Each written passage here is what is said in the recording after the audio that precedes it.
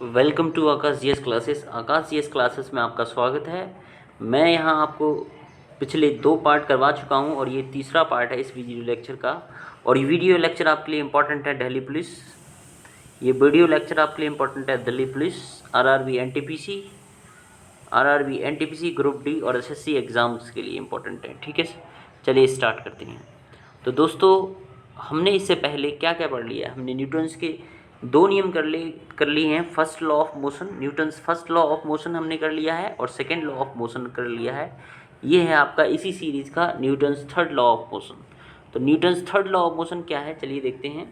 Newton's third law of motion ये बड़ा ही easy नियम है कि जब कभी एक वस्तु किसी दूसरी वस्तु पर बल लगाती है तो दूसरी वस्तु पहली वस्तु पर बराबर और विपरीत बल लगाती है। ठीक है, विपरीत दिशा में, यानी डायरेक्शन कैसी होनी चाहिए?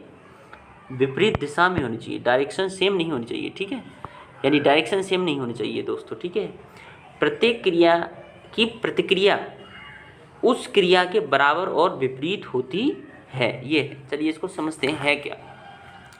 सपोज कर लो ये कोई वस्तु है, इस पर आपने फोर्स लगाया इस तरफ। ठीक है, ये इसकी डायरेक्शन है, ये हमने मान ली इसकी डायरेक्शन है, ये इसकी डायरेक्शन है। इसको मैंने डायरेक्शन को मान लिया मैंने D1। ठीक है, अब ये जो वस्तु है ये भी उतनी ही मात्रा में यानी सेम क्वांटिटी में इधर फोर्स लगाएगी, यानी D2, इस डायरेक्शन होगी D2।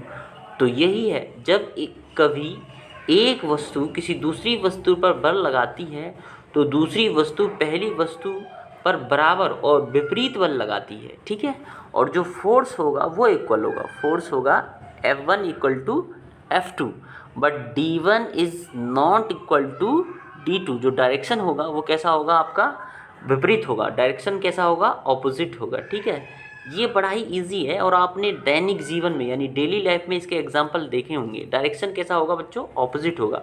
तो एक बार और पढ़ लो, जब कभी एक वस्तु किसी दूसरी वस्तु पर बल लगाती है तो दूसरी वस्तु भी पहली वस्तु पर बराबर और विपरीत बल लगाती है।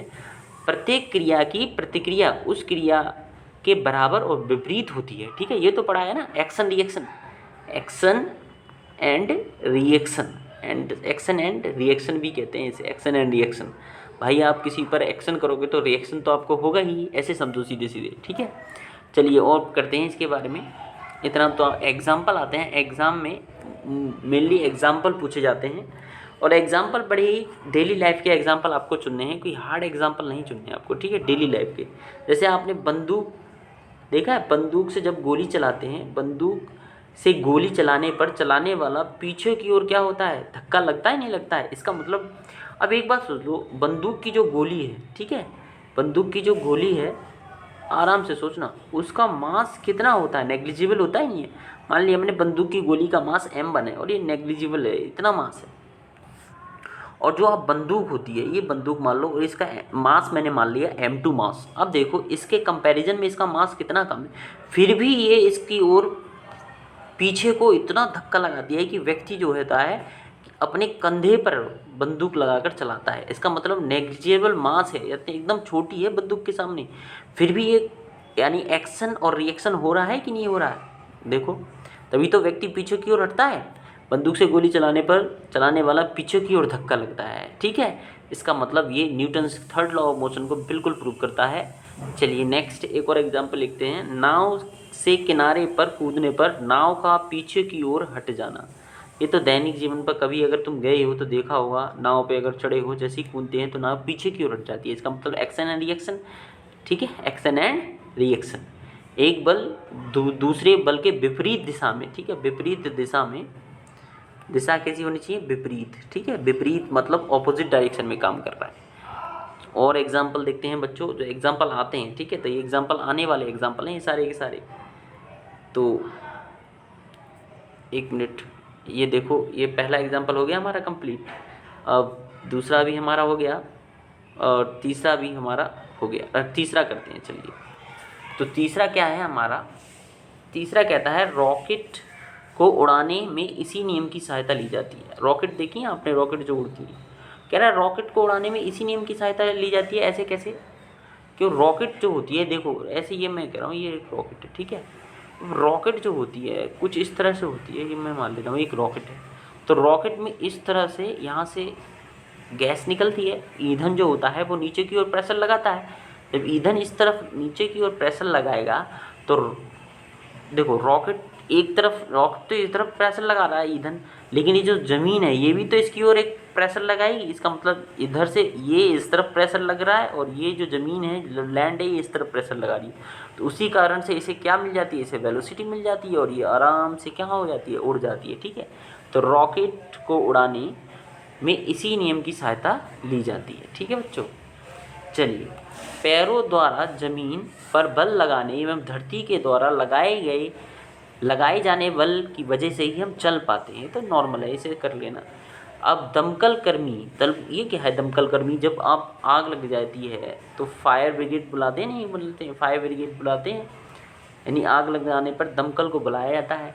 तो दमकल कर्मियों द्वारा काफ़ी बल लगाकर पानी का पाइप पकड़ा जाता है, क्योंकि वेग से बहता पानी पाइप को समान बल से पीछे ढकेलता है। ठीक है, ये भी तो वही है, एक्शन रिएक्शन लॉ। ठीक है, Newton's third law of motion, action and reaction law, ये भी सेम है। तो इसका मतलब हम यहाँ इन एग्जाम्पलों को हमने कर लिया और ये सारे के सारे आपके लिए बच्चों इंपॉर्टेंट हैं, ये आपको याद रखने हैं, कैसे भी मेमोराइज करो या याद मत रखो, इन्हें दैनिक जीवन में प्रयोग करके याद रखो। ठीक है, चलिए आगे बढ़ते हैं। जेट इंजन, ये वाला एक टॉपिक दे रखा है, इसे देख लो बच्चों। जेट इंजन यहाँ लिख रहा है, जेट इंजन गति के तृतीय नियम पर ही कार्य करता है। यहाँ लिख रहा है जेट इंजन गति के तृतीय नियम पर ही कार्य करता है। ठीक है, इसका मतलब जो जेट इंजन है वो भी तो गति के तृतीय नियम पर ही काम करेगा, अभी मैंने प्रूव करके दिखाया था ना। चलिए नेक्स्ट चलते हैं, आपका इम्पॉर्टेंट संवेग संरक्षण, कंजर्वेशन ऑफ मोमेंटम। संवेग संरक्षण it means conservation of momentum. ये क्या है बच्चों, कंजर्वेशन ऑफ मोमेंटम क्या है? नॉर्मली कंजर्वेशन ऑफ मोमेंटम हम करने वाले हैं। आपने एनर्जी कंजर्वेशन, एनर्जी का कंजर्वेशन का रूल पढ़ा है ना, एनर्जी का कंजर्वेशन का rule, conservation of energy, energy का कंजर्वेशन का रूल क्या आपने पढ़ा है? एनर्जी जो होती है नीदर बी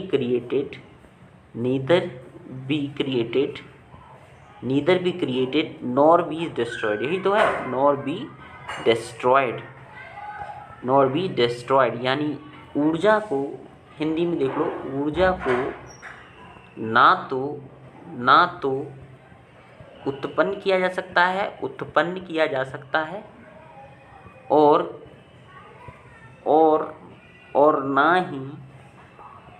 और ना ही नष्ट किया जा सकता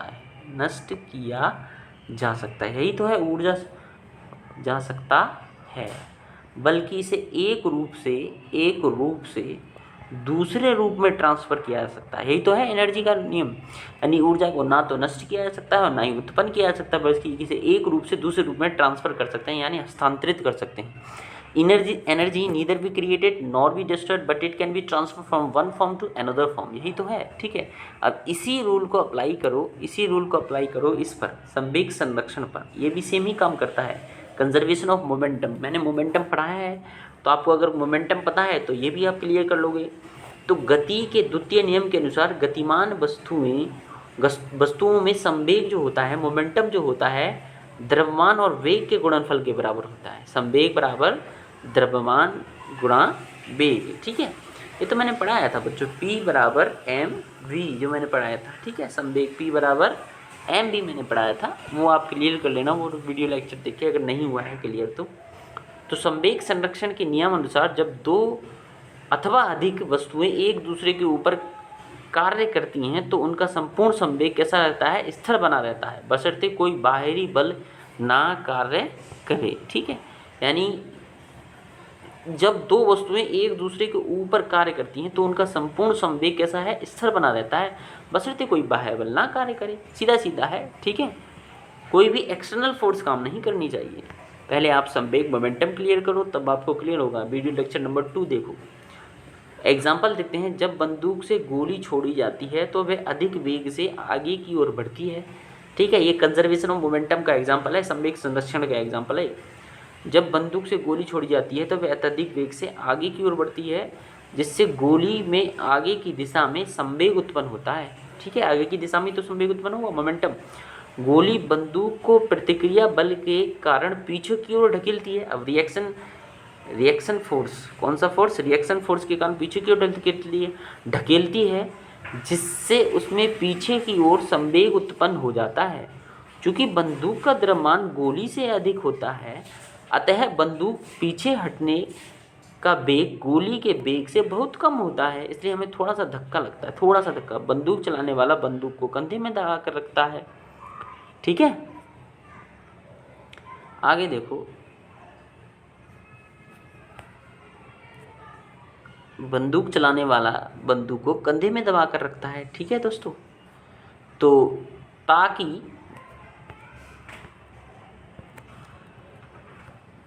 ताकि बंदूक एवं शरीर, कैसे, ताकि बंदूक एवं शरीर एक ही रेखा में आ जाए, ताकि बंदूक एवं शरीर एक ही रेखा में आ जाए, एक ही रेखा में आ जाए, ठीक है।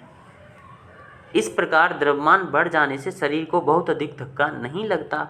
यदि दो एक समान गोलियां भारी तथा हल्की बंदूकों से अलग अलग चलाई जाएं तो हल्की बंदूक अधिक वेग से पीछे की ओर हटेगी, जिससे चोट लगने की संभावना अधिक होती है, ठीक है। ये था आपका कंजर्वेशन ऑफ मोमेंटम। आगे चलते हैं, रॉकेट प्रणोदन, रॉकेट प्रपल्सन।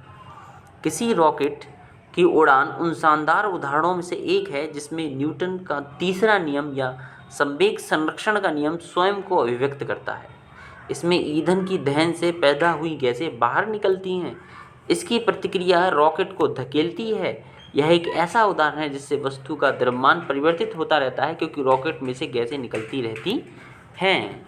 तो रॉकेट प्रणोदन अभी मैंने बताया था, सेम ये मैंने रॉकेट ले ली एक, ठीक है। यहाँ ईंधन दहन हो रहा है, अब ये इसे ऊपर की ओर धकेलेगी, ठीक है। क्यों, क्योंकि यहाँ नीचे की ओर जो ईंधन है बल लगा रहा है, तो इसका मतलब ये रॉकेट प्रपोल्सन पूछा जाता है एग्जाम में, ठीक है। आज के लिए इतना काफ़ी है।